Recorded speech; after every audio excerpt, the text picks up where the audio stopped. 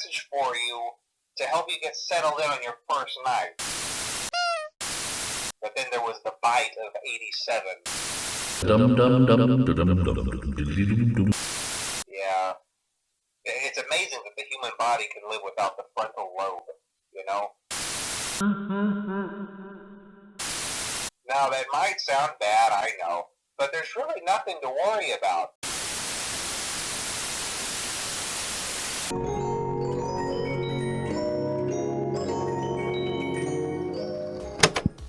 I have been an avid Five Nights at Freddy's fan for 11 years. Each game released I have owned or watched gameplay. I grew up with this series. I was hooked when Markiplier began uploading his Five Nights at Freddy's 1 series and was enveloped into the rabbit hole of animation and edits. Then, one fateful day, he posted his 420 mode video. The day he became the king of Five Nights at Freddy's. I am the king of Five Nights at Freddy's! I thought this was the peak of gaming. My little 12-year-old self was amazed by the strategy. I wanted to be just like him. I beat the game and then tried 420 mode myself. I died instantly. Since that time, I have never attempted it again, despite being a much better gamer. I have never really even revisited Five Nights at Freddy's 1 until recently. This got me thinking. I call myself a FNAF fan and know every ounce of lore. I know Edwin made the Mimic, and I know Mike Schmidt is also Michael Afton, and I have never beaten the first game to completion? What is wrong with me? No longer am I going to be the weak, insufficient gamer. I will be able to proudly say I beat Five Nights at Freddy's 420 mode in 2025 or 2026, depending when this video comes out. If you clicked on this video, I can assume that you know Five Nights at Freddy's, and especially with the movie being out, there is a wider audience knowing this series. However, if you do not, here is a quick breakdown. You are a security guard named Mike Schmidt. You have just been hired at Freddy Fazbear's Pizza, a rundown pizza joint with the 4 main animatronics: Chica, Bonnie, Foxy, and Freddy. Freddy. Nothing really happens during the day, but the animatronics do tend to get a bit quirky at night. You are equipped with only 2 doors and a camera to protect yourself. Survive for 5 nights until 6 a.m. and get paid at the end. Simple gig. However, after finishing the base game, you unlock a 6th and 7th night. On the 7th night, you can edit the animatronics and their difficulty any way you would like. Setting them to the max mode results in all animatronics being at 20. I'm sorry, but we have one more section before we get onto the gameplay.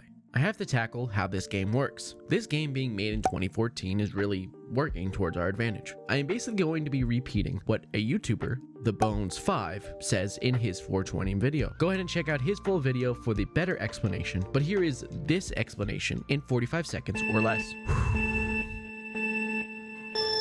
This game coding is relatively basic by a gameplay standpoint. The animatronics are based on a movement opportunity system. 2 things interpret movement: interval and AI values.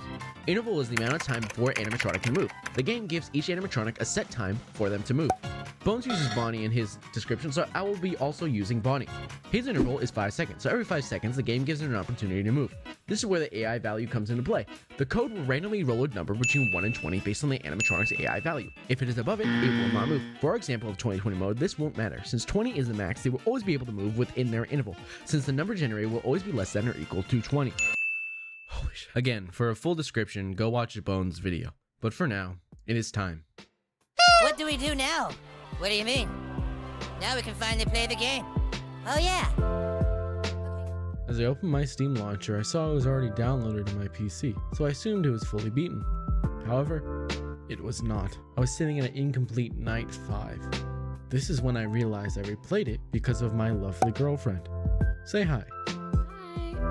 She recently got into FNAF because of Smosh playing it, and me forcing her to watch the movie. She had never completed or played the game herself, so I let her. She has since beaten the game on her phone, and I am very proud. I will be forcing her to do 420 mode very soon. Like if you want to see that. Anyways, after beating night 5 and 6, I was ready to tackle 420 mode. I had not died on either nights, so far I was feeling confident. To set the level to 20, I began to think, this is what I was building towards for years. The challenge I was afraid of most. What if I complete it first try?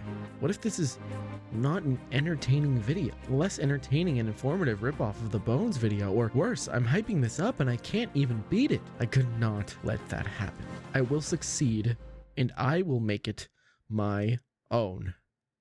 I realized I made it this far through the video without talking about the strategy. While prepping for this, I was thinking of Markiplier's way of beating it. That was until I looked up a strategy guide and realized the strategy had changed. The old strategy was to close the right door whenever putting up the camera, flip from 4B to 1C, then open the door. You would repeat this for the night or until you died. This was a harder strategy and resulted almost always in running out of power. However, the new strategy is much more optimal and boring.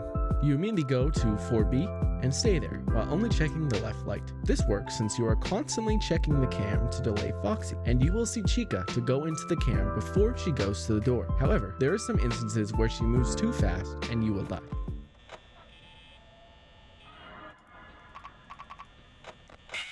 When the hell did you get there? When did you get there? Most of the time, it's foolproof. You can get played if the rotation of the door takes too long and it lets Foxy out. That usually doesn't happen. That would happen to me twice.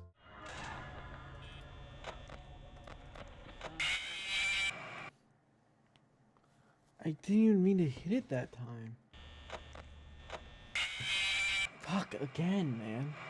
Shit. It may not seem like it here, but I was a little stressed out. It's not as engaging as the first strategy, and it didn't take me as many tries as I thought. I made one fatal mistake when checking Foxy while Chica was at the door and clicked on the wrong camera, resulting in me dying to Freddy.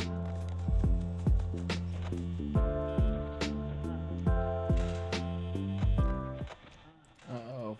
Fuck. I knew it. No, I put on the wrong camera. This final attempt was attempted at 1:15 in the morning. One more try before I go to bed. 12 a.m. started almost immediately. You'll see the second I load in, check the door, and move the camera where it'll remain the rest of the night. As I've explained, this was the main strategy. Check for Bonnie at the door and keep Freddy locked in the final camera. If he disappears, it is usually replaced by Chica where you check the door. 39 seconds into the run, Bonnie is already at the door. Luckily, he got bored and went back to look at Freddy. This strategy usually saves energy, but it works a lot like chip damage in Dark Souls. It may not be doing a lot, but it's still taking it away slowly and constantly. If only my fat chud self could turn off that fuck-ass fan. This is a better example of what Chica should do than what I showed previously. However, she juked me out better than Saquon Barkley, which caused me to be paranoid for the next 30 seconds. Bonnie really is your biggest threat, since he will pop up most of the time with Freddy and Foxy basically being stun locked for the entire night. I would gauge how well a run was going by how fast my power would go down by 2 to 3 a.m. 80 to 70 was a god run, 70 to 60 was ideal, 60 to 50 was tough, which was this run. Anything lower was basically chalked. This run was not my best by far, but it was not horrible. It's just like watching the Peaky Blinders movie. Not as good as the show, but not as bad as watching something like, Cats. This was my first heart attack of the run. During your routine, it is possible to miss input and forget to check a door or flip the camera. This can usually mean sudden death, unless you react fast enough. Which I did because I'm the fucking best, baby. You will see I got freaked out by the camera changing since I did not know who it was. I sort of shut down for a second and closed both doors to check Foxy, which was not really the smartest. At this point, I just kind of started preemptively closing all the doors. I'm not really sure what was going on in my head during this time.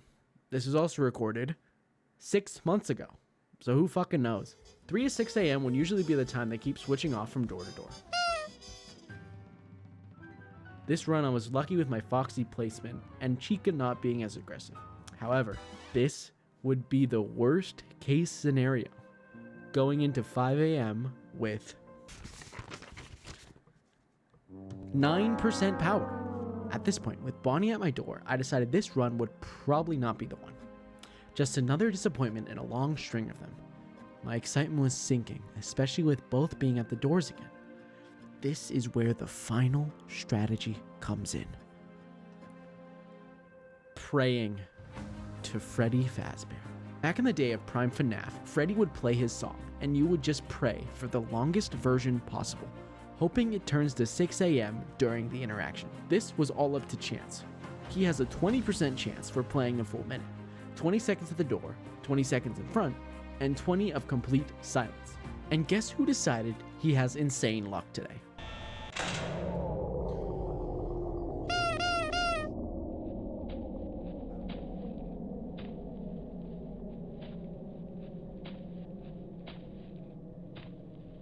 Come on. Come on. Oh, this is a long one. Come on.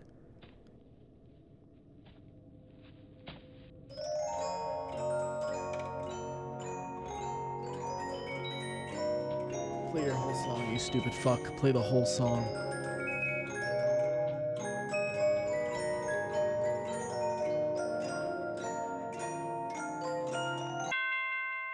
Oh my god! Let's fucking go! Let's fucking go! I fucking did it! Fuck yeah! This guy, come on, after 10 plus years, I can say confidently and easily that I beat Five Nights at Freddy's 1. This was actually a lot simpler than I thought it would be. This was such a big achievement in my mind, and I finally did it. 10 years later, 3 jobs later, I'm 24. This ends my long fear of Five Nights at Freddy's and the Five Nights at Freddy's series, symbolizing that last part of my childhood nostalgia, dying and being let free. A piece of my soul all those years ago, but that's a topic for a much different video. Anyways, if you enjoyed this video, please leave a like and a comment if you want another challenge video like this. I'm gonna do another Cuphead video for the DLC and Cuphead 2 whenever that fucking comes out. But thank you for watching. Have an amazing day. Now, that's an insane way to end a video, but this was a very big coming of age moment for me. Finally, I beat 2020 mode. It was probably the biggest hurdle in gaming I've ever done, and I've beaten almost all the Souls games. I never thought I was good enough to play Souls games, and I always thought that 2020 mode was way harder than it actually was. Really weird ending. I hope you enjoyed the video. Thank you for watching. Have a good day.